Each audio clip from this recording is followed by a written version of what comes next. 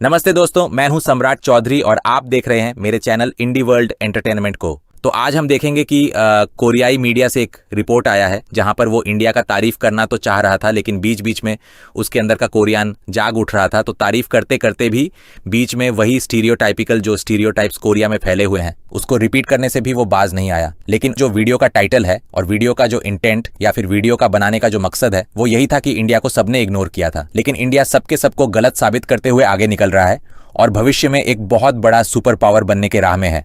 तो चलिए वीडियो देखते हैं। उसके बाद काफी सारे कमेंट भी पढ़ेंगे और कमेंट में कुछ ज्यादातर तो पॉजिटिव कमेंट ही है, लेकिन कुछ नेगेटिव कमेंट भी है। कुछ कोरियंस को तो इंडिया की तारीफ हजम नहीं होती है, तो इसलिए वो एज यूजुअल इंडिया के बारे में कुछ कह रहे थे, बट मैं फिर उनको कैसे रिप्लाई करता हूं वो भी आपको पता है। तो कमेंट सेक्शन में भी आपको काफी मजा आएगा। चलिए शुरू करते हैं।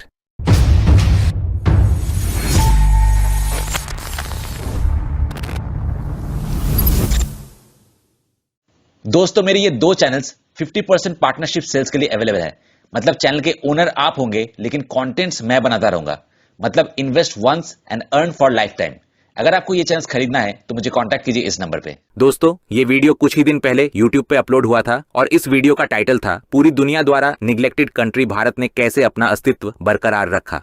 1947년 8월 15 अगस्त 1947 को जब भारत ब्रिटिश कॉलोनी से आजाद हुआ, तब लोगों की आंखों में आंसू थे और वे कह रहे थे कि उन्हें आखिरकार फ्रीडम मिल गई है। लेकिन उनके सामने एक क्रूर सच्चाई इंतजार कर रही थी। वो थी भारत और पाकिस्तान का सेपरेशन और इंडिपेंडेंस। द्वितीय विश्व युद्ध यानी वर्ल्ड वॉर 2 के बाद ब्रिटेन के पास भारत पर शासन करने की ताकत नहीं बची थी। इसलिए 1947 में भारत की इंडिपेंडेंस को मान्यता देने का फैसला किया गया। लेकिन यहाँ एक बड़ी समस्या थी। उस समय भारत एक ऐसी भूमि थी जहां हिंदूज और मुस्लिम साथ साथ रहते थे। लेकिन जब अचानक भारत को आजादी देने की बात हुई तो हिंदूज का कहना था कि भारत एक यूनिफाइड कंट्री है। वहीं मुस्लिम्स को यह डर था कि देश में हिंदुओं की संख्या बहुत ज्यादा है, इसलिए उनके साथ डिस्क्रिमिनेशन हो सकता है। इसी कारण उन्होंने अपने लिए एक अलग देश पाकिस्तान की मांग की। आखिरकार ब्रिटेन इस संघर्ष को नियंत्रित नहीं कर पाया और उसने धर्म के आधार पर देश को डिवाइड करके स्वतंत्र करने का फैसला लिया। इसके परिणाम स्वरूप हिंदुइज्म के केंद्र के रूप में इंडिया और इस्लाम के केंद्र के रूप में पाकिस्तान दो अलग अलग इंडिपेंडेंट कंट्रीज के रूप में जन्मे। 국가로 탄생하게 되었습니다. इं도는 भारत ने उस क्षेत्र पर कब्जा किया जहां हिंदूज की आबादी ज्यादा थी और पाकिस्तान ने उस क्षेत्र पर कब्जा किया जहां मुस्लिम्स की आबादी ज्यादा थी। लेकिन असली समस्या लोगों की जिंदगी थी। जैसे ही सुबह बॉर्डर खींची गई, वैसे ही करोड़ों लोगों को अपने रिलीजन के अनुसार अपनी जिंदगी बदलनी पड़ी। मुस्लिम्स को भारत छोड़कर पाकिस्तान जाना पड़ा और हिंदूज तथा सिख्स को पाकिस्तान छोड़कर इंडिया आना पड़ा। इस पूरी प्रक्रिया में लगभग 15 मिलियन लोग रेफ्यूजीज बन गए। बॉर्डर एरिया में हिंदूज और मुस्लिम्स के बीच लगातार कॉन्फ्लिक्ट्स होते रहे। इतिहास में यह भी दर्ज है कि इस दौरान हुए मैसेकर, प्लंडरिंग और डिफेंस की घटनाओं में लगभग 1 मिलियन से 2 मिलियन लोगों ने अपनी जान गंवाई। यहां तक कि कई बार ऐसा भी हुआ कि रेफ्यूजीज को लेकर जाने वाली ट्रेन जब अपने डेस्टिनेशन पर पहुंची तो उसके अंदर बैठे सभी यात्रियों को मृत पाया गया, जो उस समय की सबसे भयावह घटनाओं में से एक थी। ये बॉर्डर डिवीजन भारत और पाकिस्तान के बीच गहरा डिस्ट्रस्ट और हॉस्टिलिटी पैदा कर गया और ये घाव आज तक बना हुआ है। तब से लेकर अब तक दोनों देशों के बीच कश्मीर टेरिटरी इशू को लेकर कई बार युद्ध हो चुके हैं और आज भी दोनों देश एक दूसरे के वेपन्स को लेकर लगातार चिंतित रहते हैं। आजादी के समय इंडिपेंडेंट इंडिया दुनिया के सबसे गरीब देशों में से एक था। उस समय देश की पॉपुलेशन डेंसिटी लगभग 80% थी और सड़कों पर भूखे बच्चों की भीड़ दिखाई देती थी। एग्रीकल्चर अब भी पारंपरिक तरीकों से ही की जाती थी, जिससे प्रोडक्टिविटी बहुत कम थी और देश में लगभग कोई मजबूत इंडस्ट्रियल फाउंडेशन मौजूद नहीं था। ऐसे देश के पहले प्राइम मिनिस्टर थे जवाहरलाल नेहरू। वे इंडिपेंडेंस मूवमेंट के समय से ही हमेशा चिंतित रहते थे। भारत मुश्किल से यूके से आजाद हुआ था और अगर फिर से वेस्टर्न कैपिटल पर ही निर्भर होना पड़े तो उस इंडिपेंडेंस का क्या मतलब रह जाएगा। इसी सवाल पर गहराई से सोचने के बाद नेहरू ने मिक्स्ड इकोनॉमी का रास्ता चुना। उदाहरण के लिए इसे समझने के लिए स्टील इंडस्ट्री को देखते हैं। उस समय भारतीय गवर्नमेंट ने बैरई स्टील फैक्ट्री को राष्ट्रीय नेतृत्व के रूप में स्थापित किया और प्राइवेट कंपनीज को स्टील मार्केट में बिना नियंत्रण के प्रवेश करने से रोक दिया। स्टील भारत के इंडस्ट्रियलाइजेशन को आगे बढ़ाने वाला एक बुनियादी संसाधन था, इसलिए सरकार इसे अपने नियंत्रण में रखना चाहती थी। दूसरी ओर जनरल कंज्यूमर मार्केट जैसे सोप, क्लोथिंग और फूड का उत्पादन प्राइवेट कंपनीज द्वारा किया जाता था। लेकिन सरकार ने इस क्षेत्र को भी रेगुलेट किया ताकि फॉरेन कैपिटल अपनी मर्जी से प्राइस को मोनोपोलाइज न कर सके। 이른바 허가라지 체제. इसमें सरकार अर्थव्यवस्था को नियंत्रित करती थी। लगभग हर बिजनेस सरकार की परमिशन के बिना एक कदम भी आगे नहीं बढ़ सकता था। अगर कोई फैक्ट्री बनानी हो या कोई नया प्रोडक्ट बेचना हो तो उसके लिए पहले सरकार से अनुमति लेना जरूरी था। लेकिन ये पूरी प्रोसीजर बहुत ज्यादा जटिल थी। एंटरप्रेन्योर्स को नई टेक्नोलॉजी विकसित करने या बिजनेस प्रिपरेशन करने के बजाय लंबे समय तक लाइन में खड़े होकर डॉक्यूमेंट्स जमा करने पड़ते थे और पॉलिटिशियंस से परमिशन स्टैंप्स लेने में ही अधिक समय लग जाता था। जवाहरलाल नेहरू की इच्छा थी कि भारत ऐसा देश बने जो फॉरेन कैपिटल के अधीन हुए बिना अपने दम पर खा सके और जी सके, लेकिन इसका परिणाम यह हुआ कि अर्थव्यवस्था की वाइटलिटी कम हो गई और व्यवस्था बहुत ज्यादा सरकारी नियंत्रण में फंस गई। धीरे धीरे देश ऐसी स्थिति में पहुंच गया जहां बिना परमिशन के कुछ भी आगे बढ़ाना मुश्किल हो गया। समय बीतने के साथ साथ 1991 में भारत एक बड़े आर्थिक संकट के कगार पर पहुंच गया। देश का फॉरेन रिजर्व लगभग खत्म हो चुका था और देश नेशनल बैंक्रप्सी क्राइसिस का सामना कर रहा था। स्थिति इतनी गंभीर हो गई थी कि भारतीय गवर्नमेंट को लंदन जाकर भारत का गोल्ड रिजर्व गिरवी रखना पड़ा। यह उस समय देश के लिए एक बहुत बड़ा ह्यूमिलिएशन माना गया। उस समय लोग हैरान और स्टन्ड थे। 하지만 아무도 लेकिन एक अनपेक्षित क्षेत्र में भारत ने पूरी दुनिया को चौंका दिया। वो क्षेत्र था इंफॉर्मेशन टेक्नोलॉजी। असल में भारत का आईटी एवोल्यूशन एक रात में नहीं हुआ था।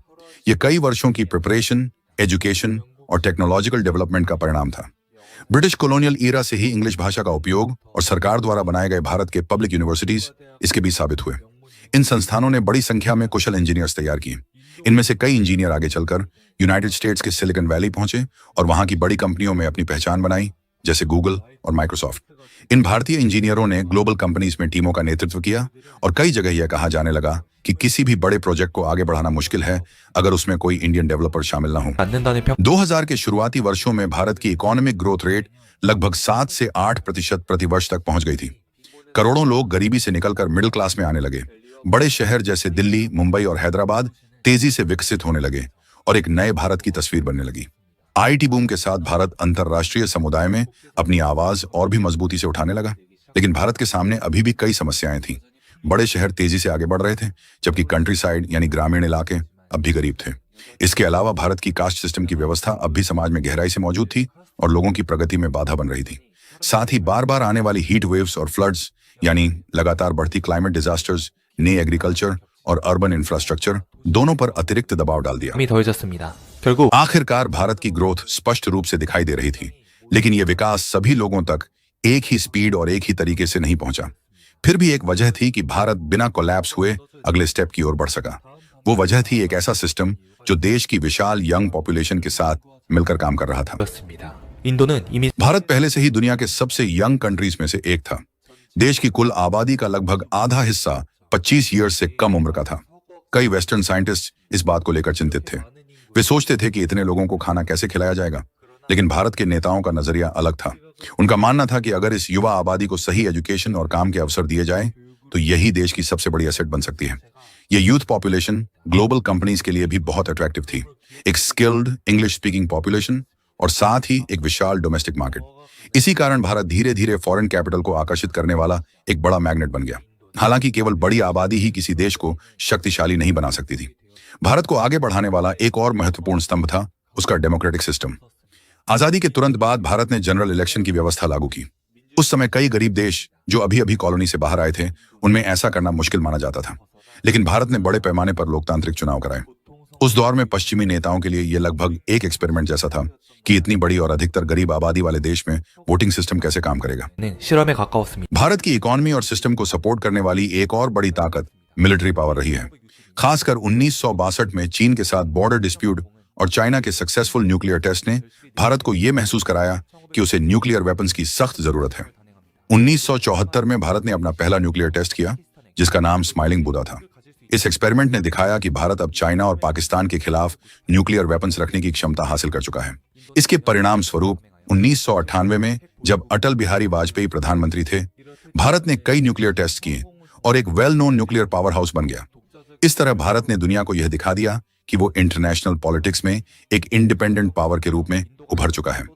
मिलिट्री पावर के अलावा एक और क्षेत्र जहां भारत ने अपनी ताकत बढ़ाई है वह है स्पेस सेक्टर।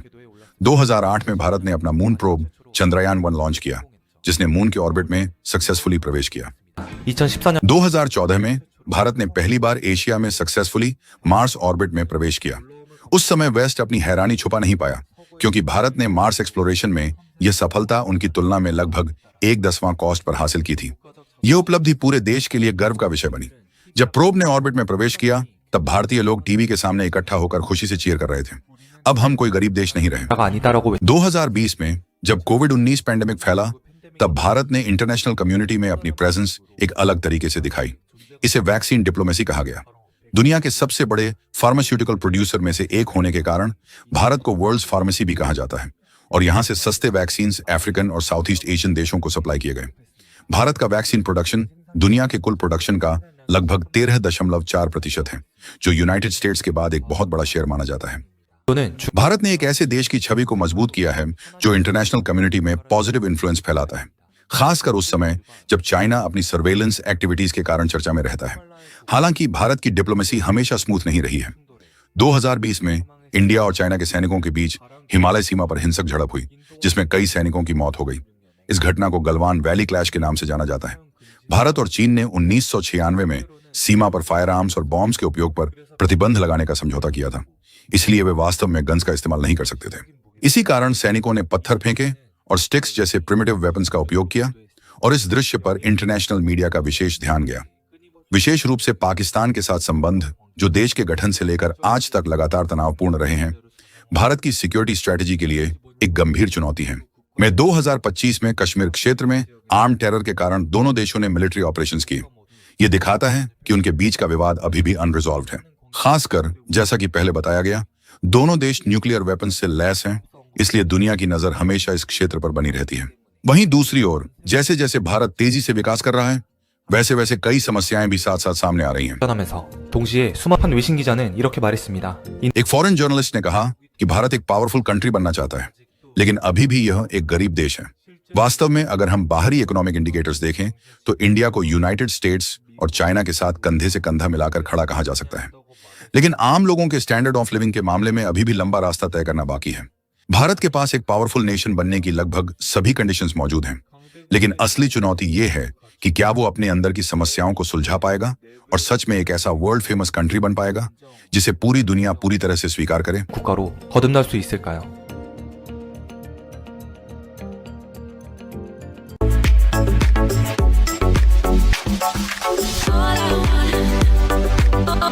सबसे पहले डॉगी ने लिखा है कि हालांकि यूएस जो अभी की हेजिमोनिक पावर है, उसकी पॉपुलेशन लगभग 300 मिलियन है, फिर भी वहां वेल्थ गैप काफी ज्यादा है। इसलिए 1.4 बिलियन पॉपुलेशन वाले इंडिया के लिए वेल्थ गैप को पूरी तरह सॉल्व करना आसान नहीं है। उसके बाद हिकवंगली ने लिखा है कि तो फिर कृपया मुझे वो इंडिया दिखाइए जो एक पावरफुल नेशन बन चुका है।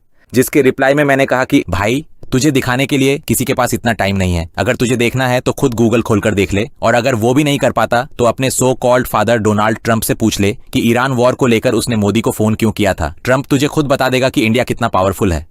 उसके बाद एनोनिमस कमेंटर ने लिखा है कि अगर इतनी बड़ी पॉपुलेशन के साथ भी सही तरीके से ग्रोथ नहीं हो पाती तो वह तो और भी बड़ा मिरेकल होगा। जिसके रिप्लाई में मैंने कहा कि इतना फेस क्रीम लगाने और सर्जरी कराने के बाद भी तुम लोग अगर अभी तक सिर्फ के पॉप और के ड्रामा में ही अटके हुए हो तो ये तो और भी बड़ा मिरेकल है।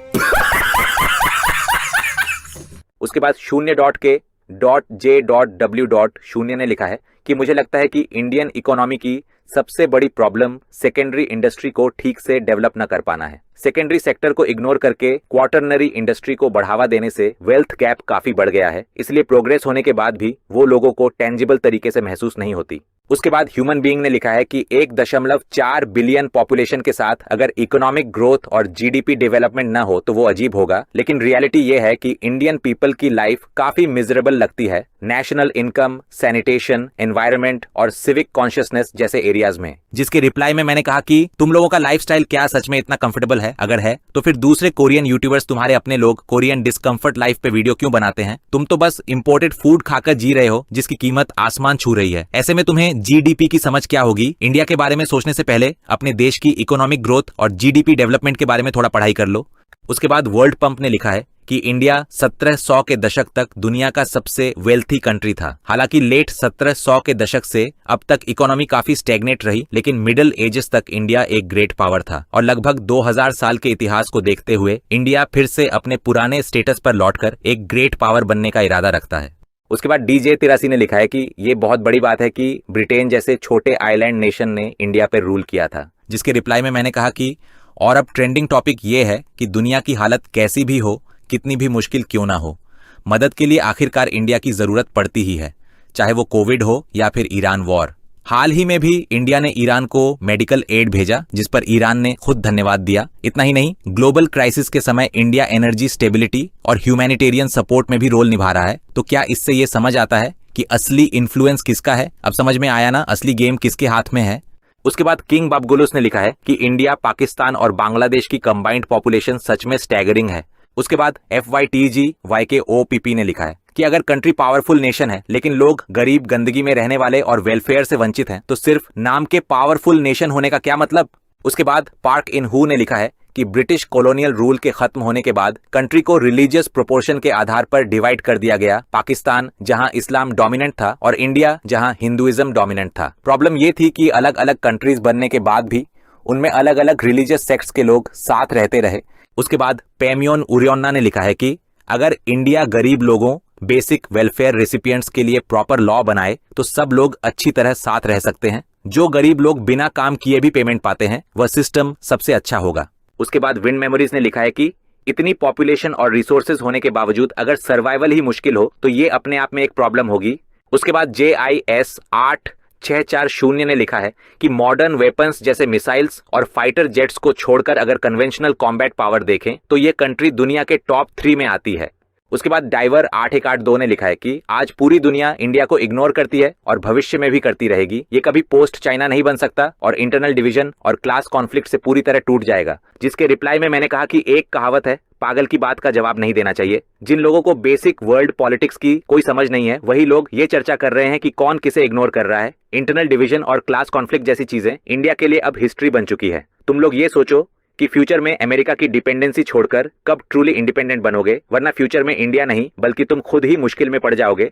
उसके बाद नॉट माय प्रेसिडेंट 00115 ने लिखा है कि ये एक रीजनल पावर हाउस हो सकता है लेकिन ग्लोबल पावर हाउस बनना इम्पॉसिबल है। यहाँ अनसाइंटिफिक, इमोशनल और रिलीजियस माइंडसेट भरे हुए हैं। गवर्नमेंट में टैक्स इवेशन बहुत ज्यादा है और कंप्यूटर साइंस और एरोस्पेस के अलावा डेवलप्ड इंडस्ट्रीज नहीं है। उसके बाद ग्रंट ने लिखा है कि एक फॉर्मर कॉलोनी होने के बावजूद इंडिया की पॉपुलेशन इतनी बड़ी कैसे हो गई। उसके बाद मैमाइली ने लिखा है कि असल में एनवायरनमेंट ही लोगों को ऐसा बनाता है। जब तक अर्थ का सिस्टम ही बदल ना जाए, उस रीजन के लोग अपनी फेट से नहीं बच सकते। मैं सिर्फ यही उम्मीद करता हूं कि उनकी लाइफ बहुत पेनफुल ना हो, चाहे इसके लिए रिलीजन का सहारा ही क्यों ना लेना पड़े। यह रीजन अफ्रीका से भी ज्यादा सफरिंग वाला लगता है। जो लोग पहले से ही गर्म, कठिन और गंदे एनवायरनमेंट में रहते थे, जब इंडस्ट्रियल रेवोल्यूशन के समय अचानक ब्रिटिश कॉलोनीज में बदल गए तो सब कुछ केओस बन गया और लोगों का बिहेवियर भी बदल गया। उसके बाद योंगसन ली ने लिखा है कि पॉपुलेशन ही कॉम्पिटिटिवनेस और एक बड़ा एसेट है।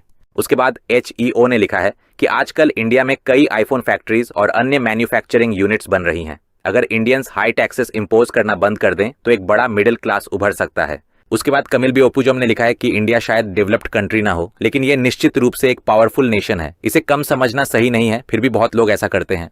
उसके बाद सॉन्जेस ने लिखा है कि इंडिया के पास लार्ज पॉपुलेशन और न्यूक्लियर वेपन्स हैं, लेकिन फिर भी ये एक ग्रेट पावर जैसा फील नहीं होता। जिसके रिप्लाई में मैंने कहा कि कोरिया के पास फेस मेकअप और एडवांस्ड सर्जरी की अच्छी सुविधा है, फिर भी अगर कोई पूरे दिन मेकअप करके भी एक प्रॉपर लुक अचीव नहीं कर पा रहा तो वो भी थोड़ा सरप्राइजिंग लगता है।